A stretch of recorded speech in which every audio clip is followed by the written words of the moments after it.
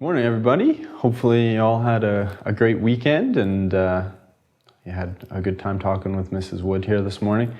You want to give me a green check in Blackboard, make sure everything's running properly, and then we'll get going here in a second. Just a reminder while you're throwing those green check marks in there that we're going to have the chat running in Blackboard, and then the video is going to be on the live feed on the website. So if you haven't had a chance to click in there to get the video up and running, if you do that, that would be terrific. I think we're doing okay. I can't quite see. There's a few people that are still okay. A couple just signing in. Haley's in now. Excellent. Looks like we got a full house here this morning. Which is good. Nice to see everybody in here. Just want to maybe recap where we left off last class. So we saw you guys last on Thursday in here. If you came to Wild Play, I saw you there. We were talking about converting some units here. We talked a little bit about imperial and metric units.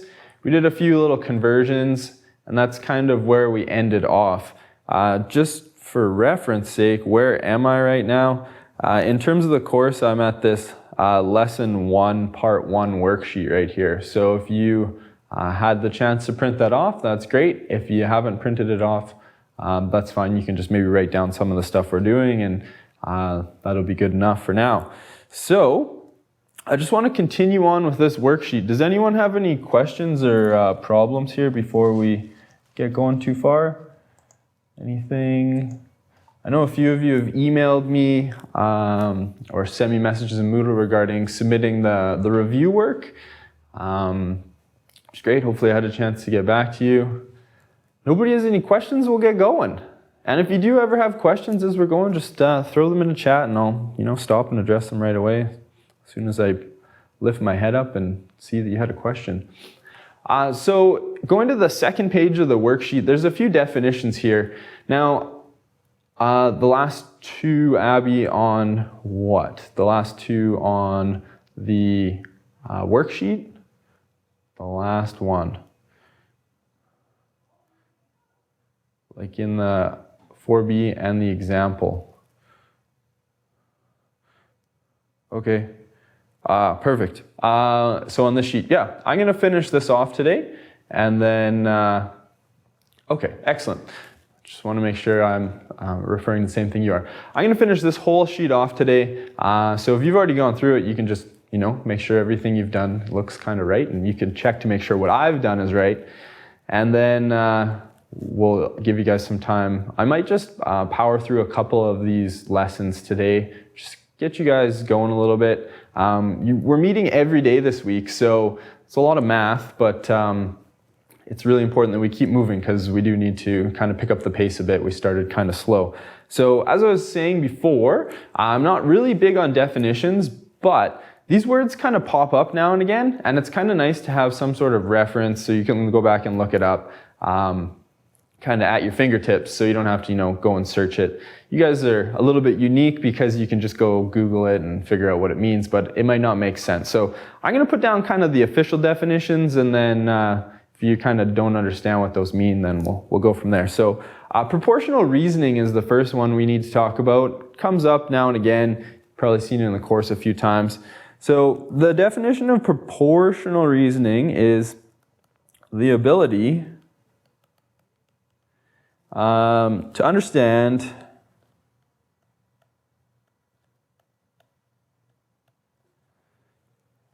and compare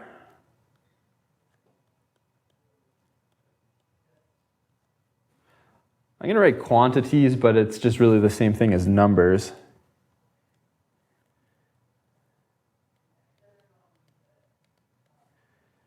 Quantities related by multiplication.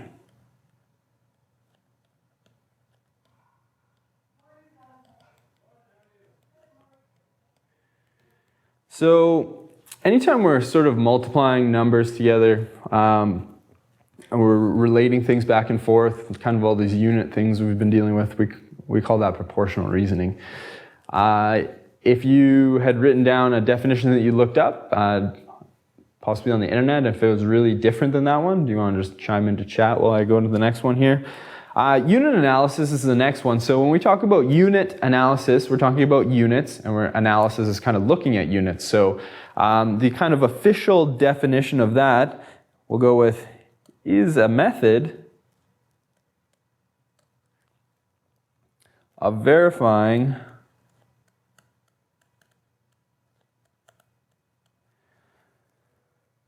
that the units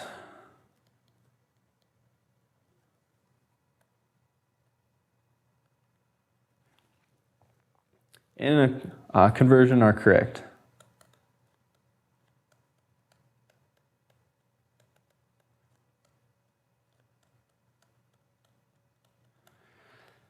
So when we're going through these questions, we're going to use unit analysis a lot, and it's just going to make sure that we started and ended with what we were hoping to accomplish. And if the question asked to convert from centimeters to feet, we can look at it and make sure that we started with centimeters and we ended with feet, just like the question asked. The last thing is a conversion factor, and this one pops up a lot, especially in this unit. And conversion factor is a number used to multiply or divide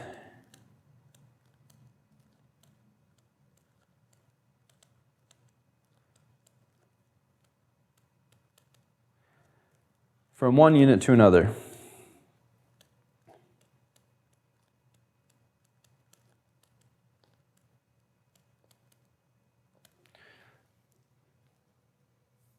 So if we're converting again from centimeters to yards or something along those lines, we're going to have to figure out what the conversion factor is. And remember that hopefully you've had a chance to print off the formula sheet that comes with the provincial exam.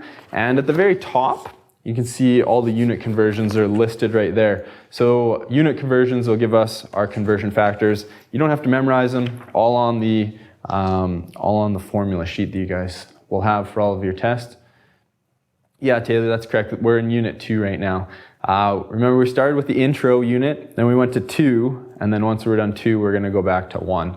I just like starting with this one because it's fairly straightforward, a lot of the stuff.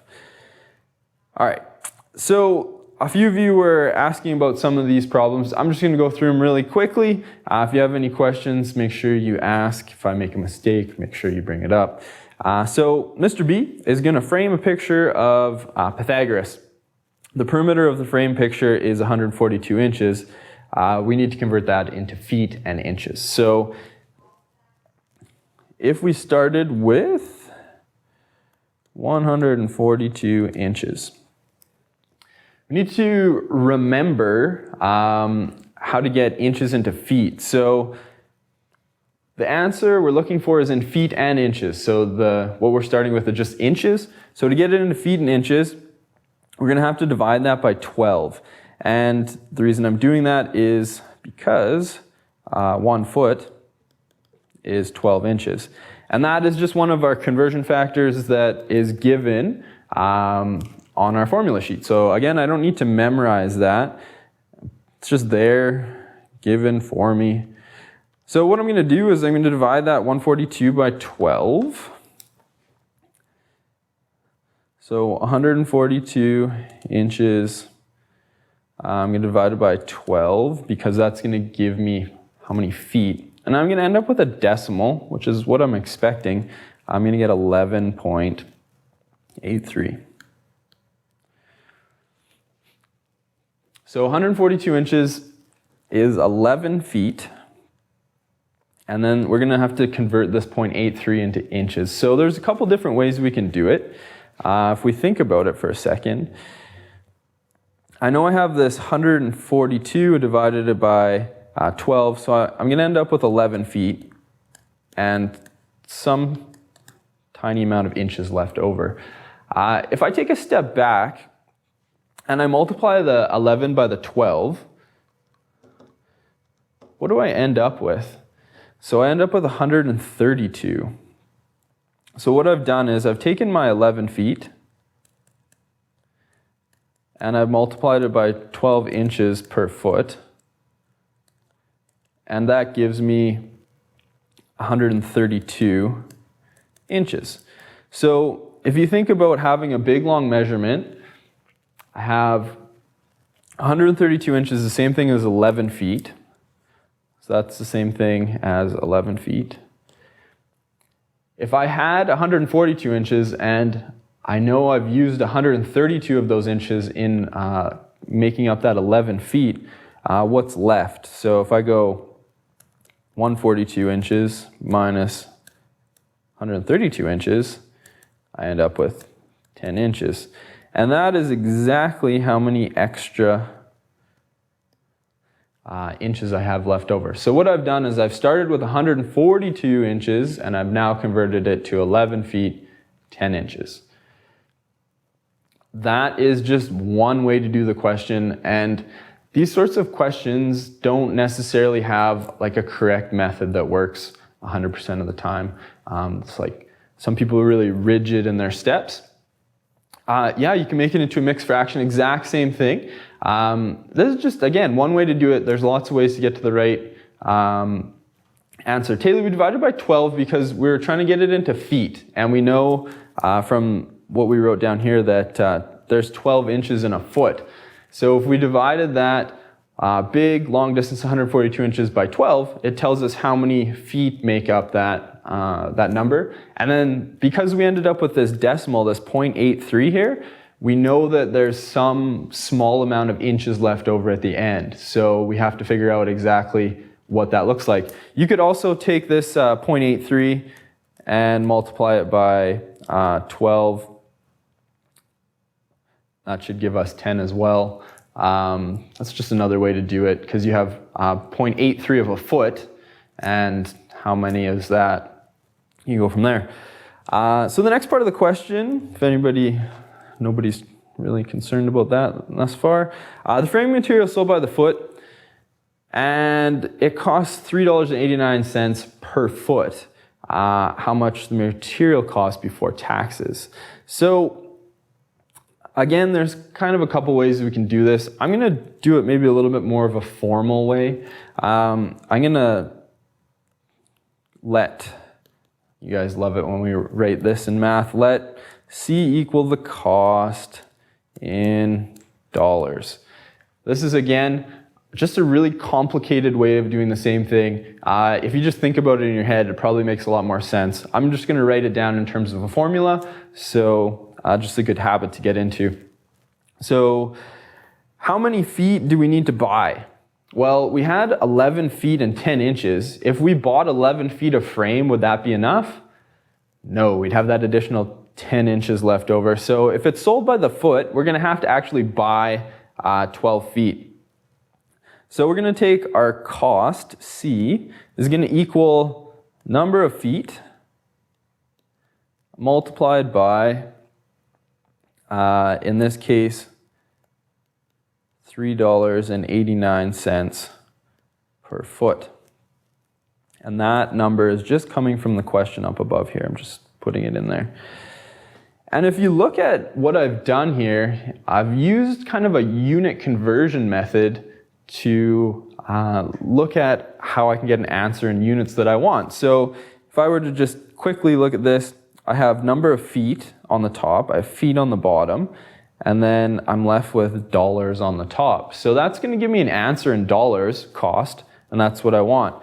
If you were to just multiply 12 by the $3.89 a foot, that's completely fine as well. I'm just kind of taking a few extra steps. So in this case, we need to buy 12 feet. I know I'm going to multiply it by $3.89 per foot. Actually don't have that done yet, so I'm going to break out my calculator, go 12 times 3.89.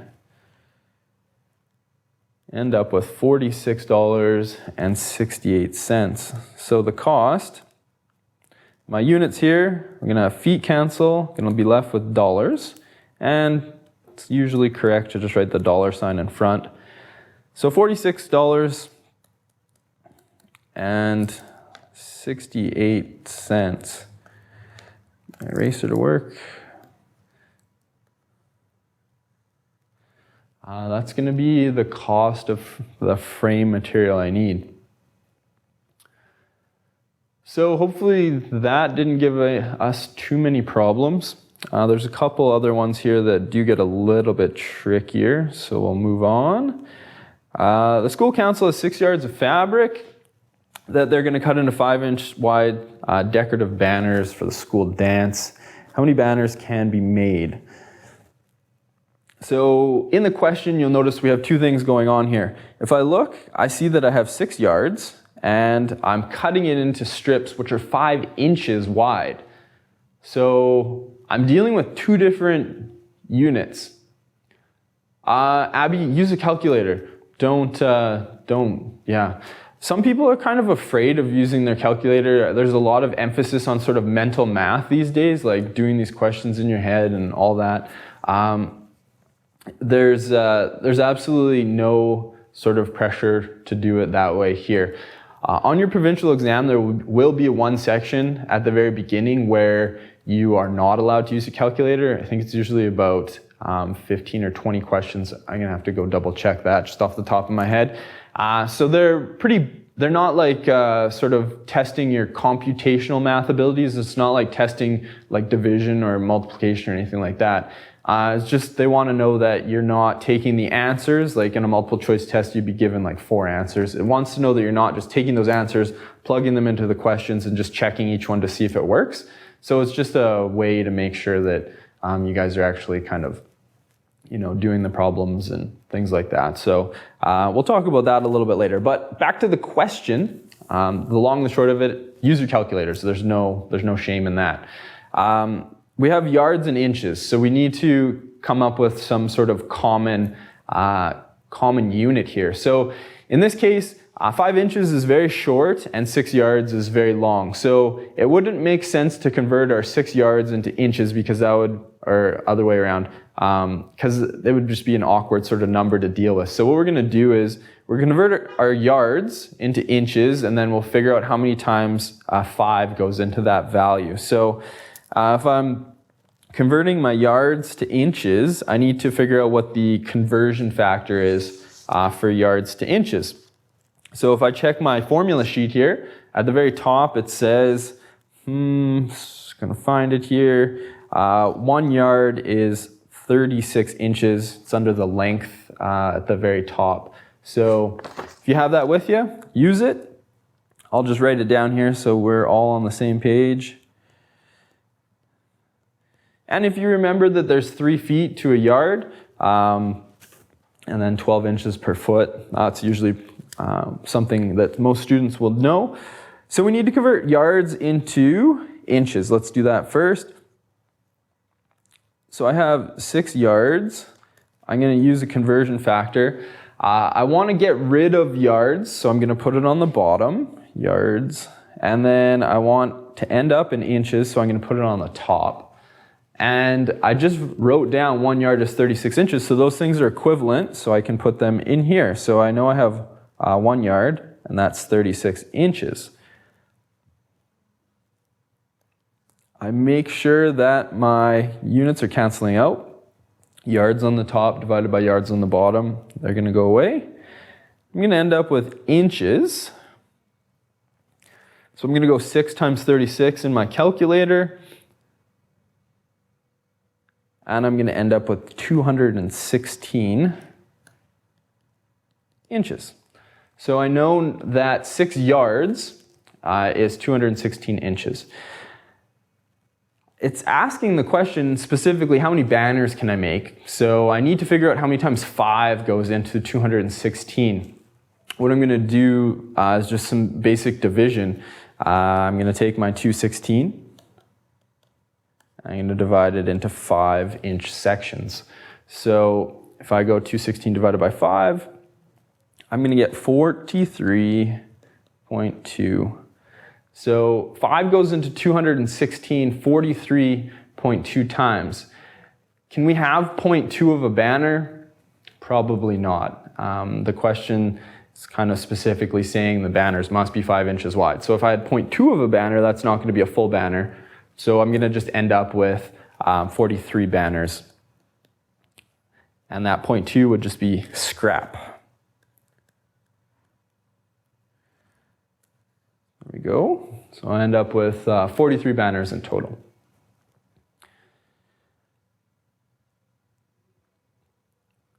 The second part, part B, says use unit analysis to verify the conversion, and I did the question with unit analysis, so we're just going to ignore that. I could have done it a different way, but I'm just going to show you guys that way. So don't worry about 4B, and I think one of you guys asked about that up above. So if you'd done the question similar to the way I did it, then you already used unit analysis, which is perfect. So we're going to move on. This last question's a tricky one. But it does come up a lot. You'll definitely see a question similar to this again. So it's really important that we kind of understand how to do it.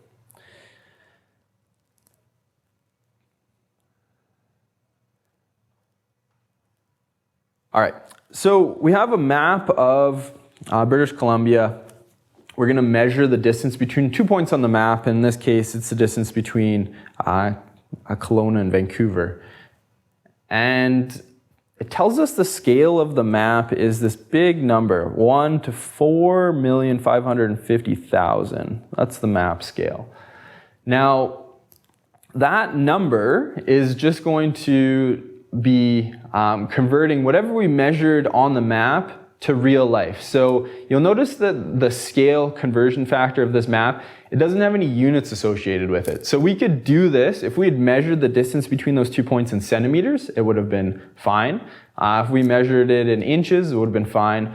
Generally speaking, a map isn't going to be big enough to measure it in feet, but if we had a really big map, we could measure it in feet, and that would give us our answer as well. So the question starts in inches, and it gives us 3 9/16 inches. I'm just gonna write this down here because we're gonna use this. 9/16 inches on the map is gonna be what distance in real life to the nearest mile. So there's a lot of things going on in this question. We're starting with units of inches. First, we're gonna have to use the scale conversion factor to convert those inches on the map to inches in real life, which is that 1 to 4,550,000 conversion. And then once we get our answer in inches, we're going to then have to take that and convert it to miles, because the question asks for an answer to the nearest mile. So there's a lot of things going on in this question. The first thing we're going to do is use the conversion factor that we're given. So we had 3 9/16 inches. And we're going to convert that into how many inches in real life. So what we're going to do is we're just going to simply multiply this 3 9/16 by our conversion factor. So the conversion is 4,550,000. Get all my zeros in there.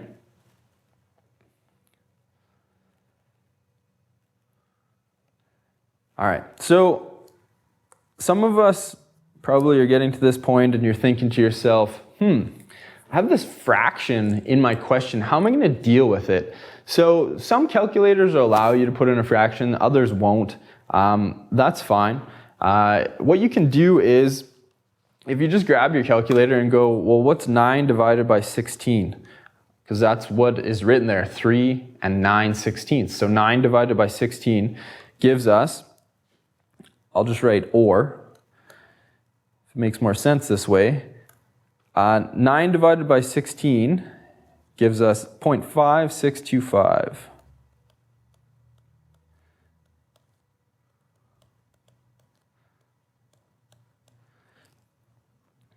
So that's just the same thing written down a different way.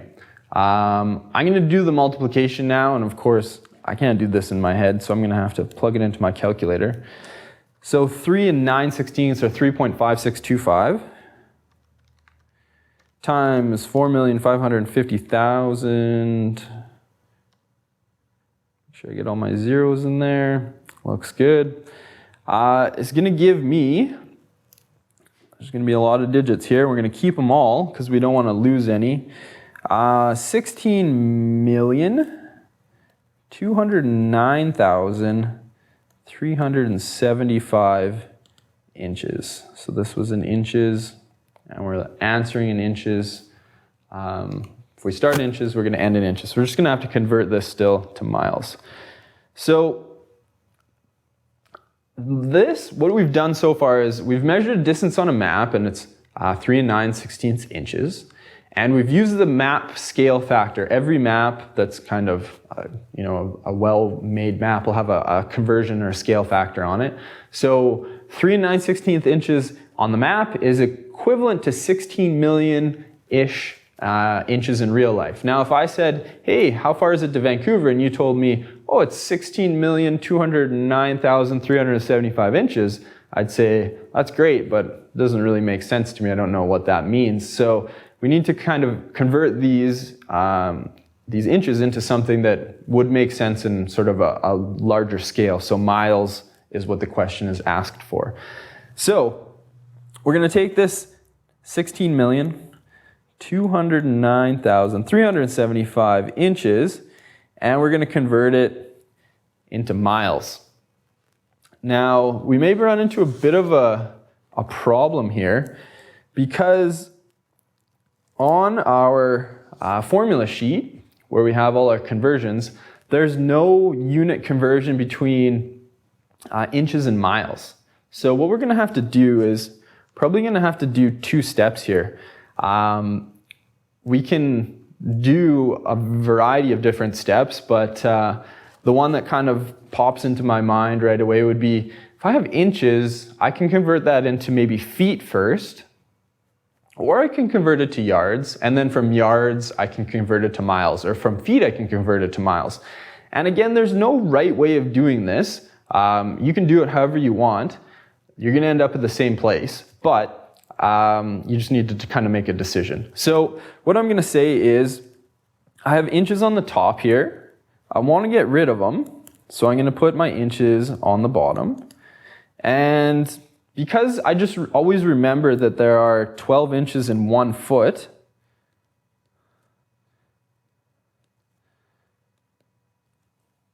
I'm going to use that as my first conversion.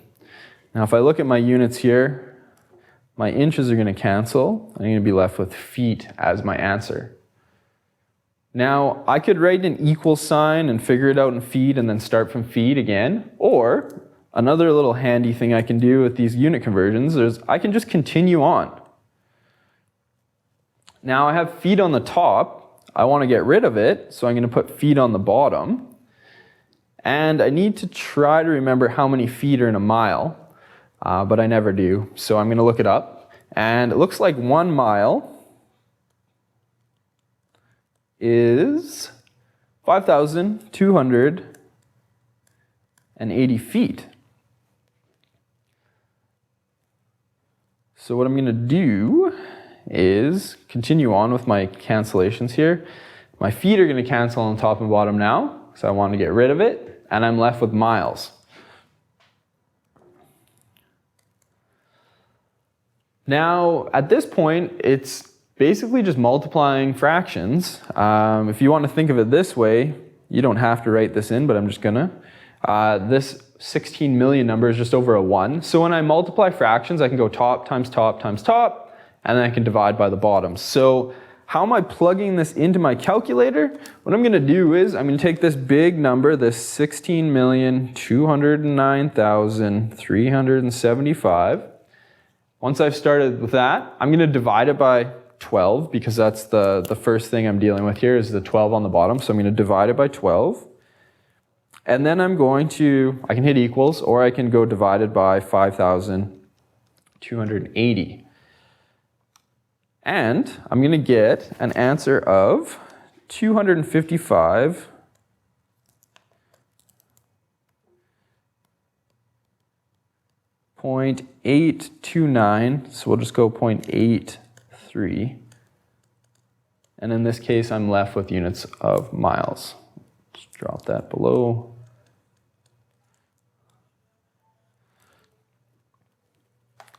So that's going to give me my answer in miles. If you had something like 256 converted to the nearest mile, that would be fine as well. So that is a pretty tricky question as far as these unit conversion goes. There's a lot going on there. You have your inches on the map converted to inches in real life. Once you've kind of done that step, you're also dealing with converting something from inches to miles, which is a two-step unit conversion. So first thing we did here was we went from inches into feet, and then from feet into miles. You could have done that in 2 steps. So what I mean by that is you could have just written an equal sign here, done the first step, and then taken whatever you had there and started with it and converted it to miles in a second step. But I just chose to do it in 1 step, which is a good habit to get into because that'll set you up for success in math and science courses in the future. So again, a tough question. There's a few more like that you'll encounter. Just, obviously you need to try a few before you get kind of comfortable with it. But that's kind of the end of that sort of first section. Did anybody have any questions with anything I went through there today? I know you guys have been really good at typing your questions in as I kind of plug along. If nobody has any really pressing questions about that one, what I would like to do is just move on to kind of the second part of this measurement stuff.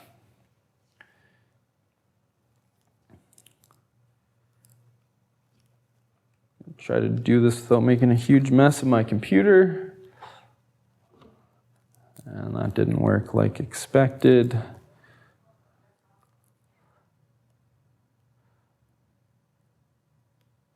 All right, so what I'm going to do now is if I take a look back at the course, what I just finished was this Lesson 1, Part 1 worksheet. So that was kind of the first part of Lesson 1. I want to move on to Lesson 1, Part 2 worksheet. And hopefully you've had a chance to either print that off or at least look at it. And this one is about measuring in inches, which seems kind of... no, you don't need to hand in the worksheets. I'll always go through them all in class. The only thing you need to hand in at the end of the unit is the unit sort of study guide, that one at the very top. There'll be some questions that kind of go along with this stuff here as soon as I'm done this second part. I'm going to try to get through part 2 here before we're done because I know Mrs. Ward is on and I don't want to take up any of her time. It's kind of funny that this is actually part of the curriculum, measuring in inches, but it is. We assume that you've made it this far. You're probably pretty good at measuring in centimeters, but now we need to kind of learn how to measure in inches because it's a little bit different. And you probably likely haven't done it before. So students are usually quite familiar with SI units. SI is Systématique Internationale. It's a French sort of global organization that keeps all these SI units together. Meters and kilograms, these are all the SI units. And then you have your imperial units. I think it was Devin, correct me if I'm wrong, that was the one who pointed out that there's only 3 countries left in the world that still use imperial units, and our neighbors to the south are 1. So here we are learning how to measure in inches. And some of this stuff's pretty straightforward, and some of it kind of gets a bit confusing, but we'll just go with it for now. So you can see behind me here we have an arrow, and the arrow is on this ruler, and we need to figure out exactly how long the arrow is. So with metric, everything's broken up into tens. We have a centimeter is broken up into 10 millimeters for 1 centimeter. So if we had 1 centimeter and then we have a bunch of little millimeters, we just add them on. So it'd be like 3.2 centimeters or something like that. With inches, if you think about taking an inch and you break it up into smaller pieces, their whole system isn't really devised in powers of 10. So the way that the imperial units measure things is they take their inch and they divide it into fractions. So if I had half an inch, I'd have a half. And if I had an inch divided into 4 parts, I'd have a quarter of an inch. And if I went smaller than a quarter, I've had eighths, and smaller than an eighth, I'd have sixteenths. And that's kind of how the imperial system works. So let's look at an example here. If I take my red pen, obviously this arrow is going from this line here to this line here, and I need to figure out what that measurement is. So if I start here and I go along here, well, that's 1 inch. And I keep going, that's another inch. That's another inch. So that's good. And then I have this 4 to 5. It's not quite at 5, so I know I'm not going a full inch here.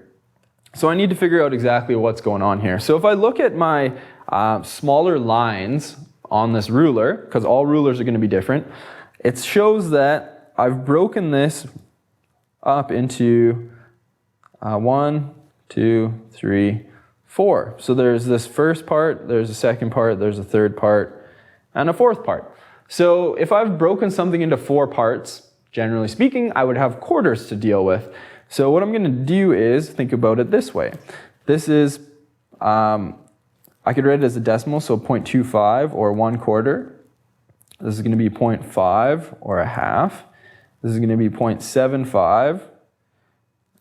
I wrote a half instead of a quarter. 0.75 is going to be 3/4. So I've broken an inch into 4 parts. That means I have quarters. How many quarters do I have? I have 3/4 or 0.75. So if I were asked to report the length of this arrow, I would look, I'd see I have 1 inch, 2 inch, 3 inches, and then that last little, the tip of the arrow there is going to give me that extra 3/4. So I could write it as 3 3/4 inches. That's generally speaking how you would be doing that sort of thing. The second part of the question, part B, asks us to figure out the length of 2 arrows. So if I'm going to do 2 of them, I can add 3 3/4 to itself, or I can multiply it by 2. I like multiplying, so I'm going to do that. So I'm going to start with 3 3/4, and I'm going to multiply it by 2. Right now I have a mixed fraction. I can convert that into a complex fraction if I'd like. I'm going to probably do that, just make life a little bit easier. So if I have 3 3/4, I go 3 times 4, which is going to give me 12, plus the 3, it's going to give me 15 quarters. So all I've done is converted my mixed fraction. There we go. And I'm going to multiply that little puppy by 2. And that would be the same thing as 2 or 2/1 if it makes more sense for you to write it that way. And when I multiply fractions, I go top times top and bottom times bottom. So 15 times 2 is going to give me 30.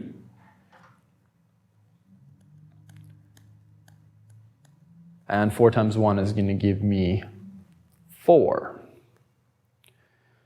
Now that I've done that, I need to convert it back because I started with a mixed fraction. I should convert it back to a proper fraction again. So 30/4, how many times does 4 go into 30? How many whole times does 4 go into 30? If I go 4 times 7, I'm going to end up with 28. So 4 times 7, 7, and 28 is going to leave me with 2/4. And that's not a simplified fraction. So 7 and 2/4 is the same thing as 1/2. And all of that was measured in inches. Don't want to forget my units at the end. So some fraction stuff from probably a long, long time ago. Hopefully you remember how to convert those fractions back and forth between mixed and not mixed. Just mosey on down here to the next one. I have the width of a heart. I'm thinking, Taylor asked, do we have English today? Sorry, I didn't see that question right away. Mr. Ross was just saying, hey, Mr. Borden, you bonehead, they're asking questions. I don't think you guys have English today, so it's not on the schedule. I'm pretty confident you don't. So no English, but you do have a ton of math to do, so you'll have lots of time today to get some of this stuff done.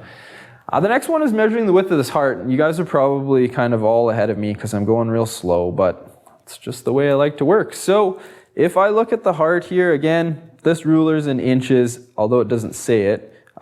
Here I have 1 inch, And then this ruler is a little bit different than the previous one because instead of breaking an inch into 4 pieces, how many pieces have I broken my inch into? So I have 1 piece here. It's probably more than that. Let's look at it over here because we can see it all. So we have 1, 2, 3, 4, 5, 6, 7. 7 divisions. So that gives us 8 parts. So 8 parts. So we've divided everything into what amounts to eighths. So again, inches, it's either divided in halves, you've divided it into quarters, you can divide it into eighths, and if my ruler had even smaller divisions, I've taken an eighth and divided each one of those in half, that would be divided into 16ths. But in this case, this ruler doesn't have those divisions, so we don't have to worry about that. So how many of the eighths have I used here with my heart? I know there's 8 parts. It's likely that one of them is hidden back here. So I have 1, 2, 3, 4, 5. This is my 5th of 8 pieces. So what is the width of the heart? Well, I have 1 inch. And how many eighths have I used? I've used 5 eighths. So I'm going to write 1 inch, or I should write it as 1 5/8 inches. 1 5/8 inches.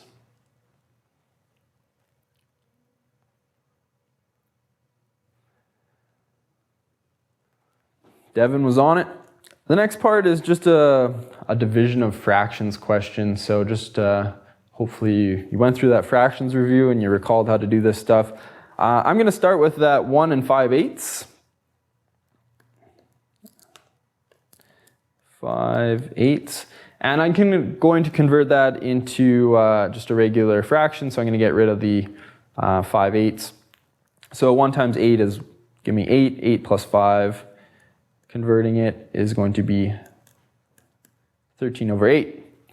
We're going to divide that by 2, but we never divide fractions. We always multiply the reciprocal or kiss and flip, as you probably have heard it before.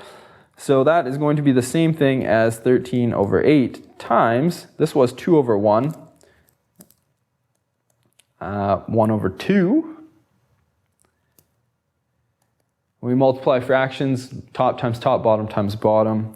13 times 1 is going to give me 13. 8 times 2 is going to give me 16.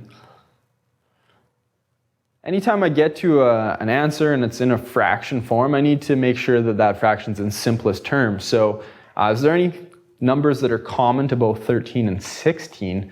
I think long and hard. And it turns out that we're not going to have anything that's common to both those. So that's just my answer, 13/16.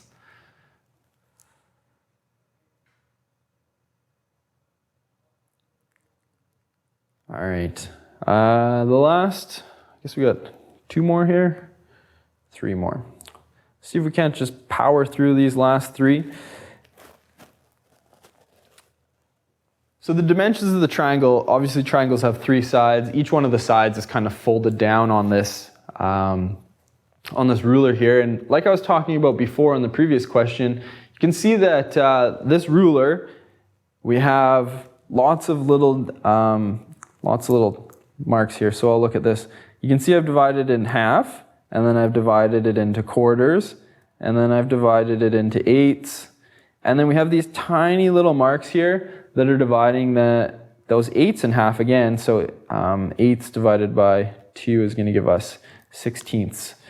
So we have 3 sides to measure. Let's call this side 1, we'll call this side 2, and we'll call this side 3, just so we can keep track of those things. The first one, I start at 1, I go for a full inch, and then I have these little divisions, and I'm ending at this one here. Because it's on one of those, that's actually one of my eighths markings. So how many eighths is that? Well, I have 1/8, this is 2/8, and that's 3/8. If you'd counted the little ticks, which is fine, so we're talking about 16ths, I'd have 1, 2, 3, 4, 5, 6 sixteenths. So I have 1 and 6 sixteenths. 6 sixteenths, there's a common number that goes into both of those. So if you'd just done the sixteenths deviations, that would have been fine, but you need to simplify this still. So 1, and I divide both top and bottom by 2, and I get 1 and 3/8. I can do the same thing with the next side of the triangle here. I have the 1 full inch here, and then I have 2 sixteenths. So 1 and 2 sixteenths, or I need to simplify 2 sixteenths, 1 and 1/8. And the last one, I don't have a full inch, so I don't have an inch to talk about, but I'm just going to break it up into smaller pieces. So if I count, I'd have 1, 2, 3, 4, 5, 6, 7, 8, 9, 10, 11, I'm going to go with 12 sixteenths. And again, this 12 sixteenths isn't simplified. What's common to both top and bottom? I can get a 4 into both of those. So it's going to be 3/4. So I guess I can write side 1, side 2, and side 3. The first side was 1 and 3/8. Second side was 1 and 1/8. And the last one was 3/4. And these are all in inches.